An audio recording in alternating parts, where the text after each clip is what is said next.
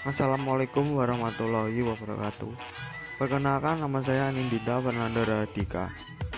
Di sini saya akan menjelaskan tentang proses kerja komputer dari dinyalakan hingga dimatikan, yang sebelumnya sudah saya tulis di blog pribadi saya.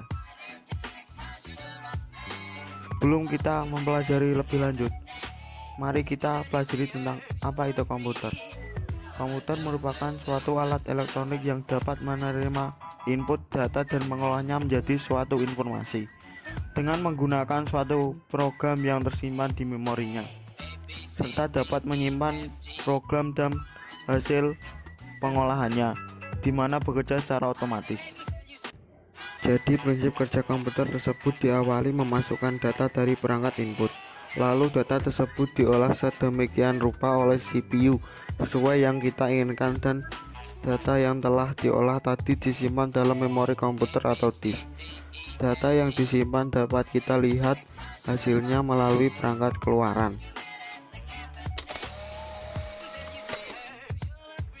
Pertama, hardware atau perangkat keras merupakan peralatan fisik dari komputer yang dapat dilihat dan dirasakan. Jenis hardware pada komputer. Proses device adalah perangkat yang mengolah dan memproses data pada komputer. Contohnya CPU, VGA, RAM, dan lain-lain.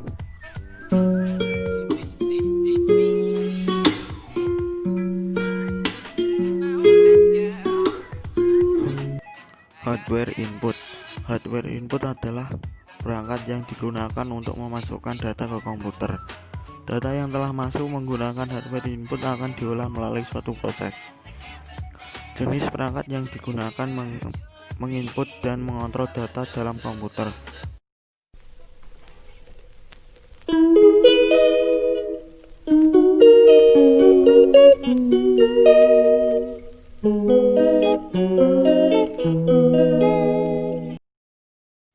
Hardware output. Hardware output adalah perangkat keras yang ada di komputer yang berguna untuk mencetak dan menampilkan informasi dari hasil input yang berasal dari hardware input yang sudah melewati proses dari hardware proses. Contohnya monitor, speaker, dan printer. Adapun hardware yang berguna untuk menyambungkan jaringan internet dan perangkat lainnya yang sering digunakan pada komputer, yaitu perangkat penyimpanan. Software atau perangkat lunak merupakan program-program komputer yang berguna untuk menjalankan suatu pekerjaan sesuai yang dikehendaki. Program tersebut ditulisi dengan bahasa khusus yang dimengerti oleh komputer. Software dikelompokkan dalam dua kualifikasi, yaitu berdasarkan jenis dan distribusi. Software berdasarkan jenis ada tiga. Application software, contohnya Microsoft Office Word, Microsoft Office Excel, MYOB, OpenOffice. Yang kedua, operating system, Windows, DOS, dan Linux. Ketiga, program language, contohnya PHP, Java, Microsoft Visual Basic. Software berdasarkan distribusi. Yang pertama, freeware, software tanpa batas tertentu.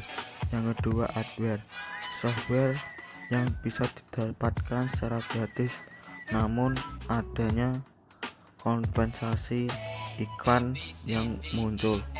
Yang ketiga, spyware, perangkat lunak yang dibuat khusus untuk memata-matai aktivitas pengguna komputer.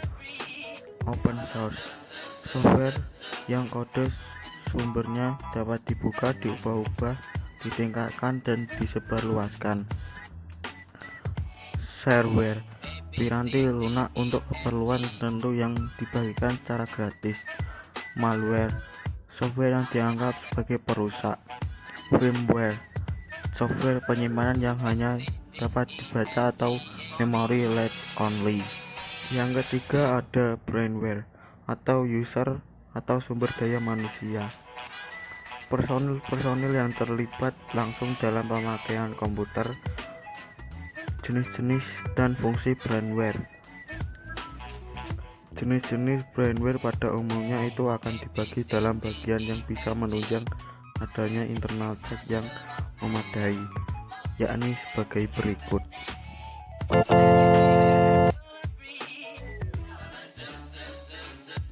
Yang pertama ada operator komputer, bertanggung jawab dalam mengolah data dan dengan melalui sistem yang bisa berhubungan dengan komputer. Yang kedua teknisi, bertanggung jawab di dalam maintenance mengenai segala hal atau jenis permasalahan komputer. Yang ketiga trailer, merupakan seorang player yang memiliki pengetahuan ilmu lebih banyak dibandingkan yang lainnya. 4. Konsultan, merupakan brainware yang akan bertanggung jawab layaknya seorang pemandu yang handal di bidangnya. Yang kelima, project manager, merupakan brainware yang akan bertanggung jawab ialah sebagai pemimpin atau juga komando di suatu proyek tertentu. 6. Programmer, bertugas membuat aplikasi komputer. Yang ketujuh, graphic designer, seorang brainware yang berpengetahuan skill di dunia desain grafis atau juga mahir di dalam hal membuat suatu objek animasi.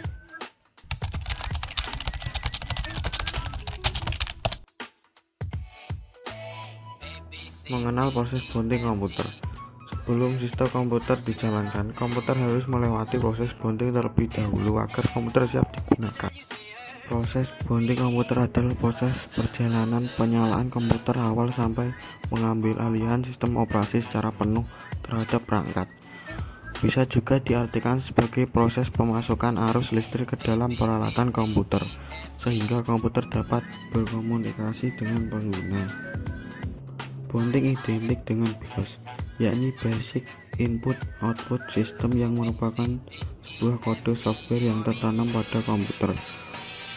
Fungsi utama dan sangat vital yakni untuk memberi informasi visual seketika pada saat penyalaan komputer. Fungsi lain dari BIOS adalah memberi akses ke perangkat keyboard sebagai controller saat sistem operasi belum mengambil alih komputer. Jenis-jenis bonding. Pada dasarnya, proses bonding pada komputer dibagi menjadi 5, yaitu cold bonding, warm bonding, soft bonding, hard bonding, dan rebonding. Pertama, cold bonding adalah proses menghidupkan komputer pada saat perangkat komputer itu dalam keadaan mati atau belum menyala. Yang kedua, warm bonding, proses menghidupkan komputer di saat perangkat komputer sudah menyala dan teraliri listrik. Yang ketiga, soft bonding. Soft bonding dengan warm bonding cukup mirip, yaitu terjadi setelah semua komponen komputer dialiri arus listrik. Hard bonding, proses bonding ini biasanya terjadi karena komputer tidak merespon atau diam dalam waktu yang lama alias ngehang, sehingga terpaksa menekan tombol reset pada komputer. Yang kelima, rebonding. Rebonding artinya mengulang sistem kembali ke awal. Beberapa penyebab terjadinya rebonding diantaranya adalah karena sistem tidak merespon, terjadi perubahan pengaturan dari sistem operasi OS yang digunakan, dan yang lainnya. Proses bonding. Pertama, pengguna menyalakan perangkat dengan menekan tombol power. Selanjutnya, sistem secara otomatis akan mengecek power komputer. Di proses ini, power supply mengirim sinyal jika listrik yang dialirkan ke perangkat berjalan dengan baik. Apabila komputer berjalan dengan normal, CPU otomatis akan aktif dan memuat BIOS. Setelah itu, BIOS berikutnya akan mengecek apakah hardware berjalan dengan baik atau tidak. Setelah itu, semua driver yang ada di perangkat akan dijalankan setelah berhasil dimuat dengan baik. Sistem juga akan memuat kartografis pada perangkat. Di dalam proses ini, kartografis berjalan dengan baik jika sistem bekerja dengan normal. Selanjutnya, Penting ditampilkan secara visual yang bisa dilihat dari layar komputer atau perangkat. Berikutnya, BIOS bekerja dan membuat boot sektor untuk mencari sistem yang telah terinstal di hardware. Jika semua sistem tersebut berjalan, loading pemuatan sistem operasi akan berjalan. Proses selesai, pengguna sudah bisa menggunakan perangkat sesuai kebutuhan karena proses bonding telah berjalan dengan baik.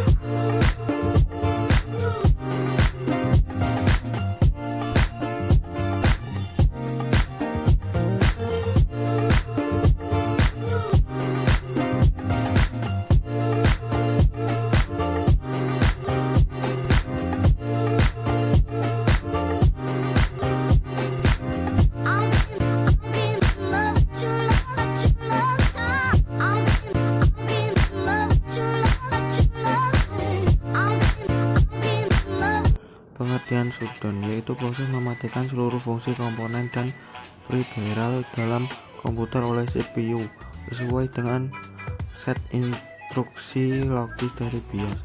Mematikan yang dimaksud di sini adalah secara soft off bukan hard off. Secara lengkap adalah memutuskan seluruh hubungan IRQ maupun kolerasi logis dan semua data yang ada di cache atau dikosongkan terlebih dahulu hingga melalui packing atau pack off pada disk dan strongs lainnya. Jika shutdown berhasil, maka CPU akan memerintahkan switching supaya relay hard off bekerja. Jika switching hard off ini cara kerjanya sudah maksimal, maka komputer akan offline atau mati dan seluruh satuan daya arus dan tegangan terputus. Untuk menyalakan kembali halus melalui tombol power komputer. Cara untuk shutdown pada komputer. Pertama, di layar desktop klik start menu yang ada pada bagian pojok kiri bawah. 2. Setelah itu akan muncul di jendela. 3. Kemudian klik ikon shutdown dengan tulisan power. 4. Kemudian klik opsi shutdown.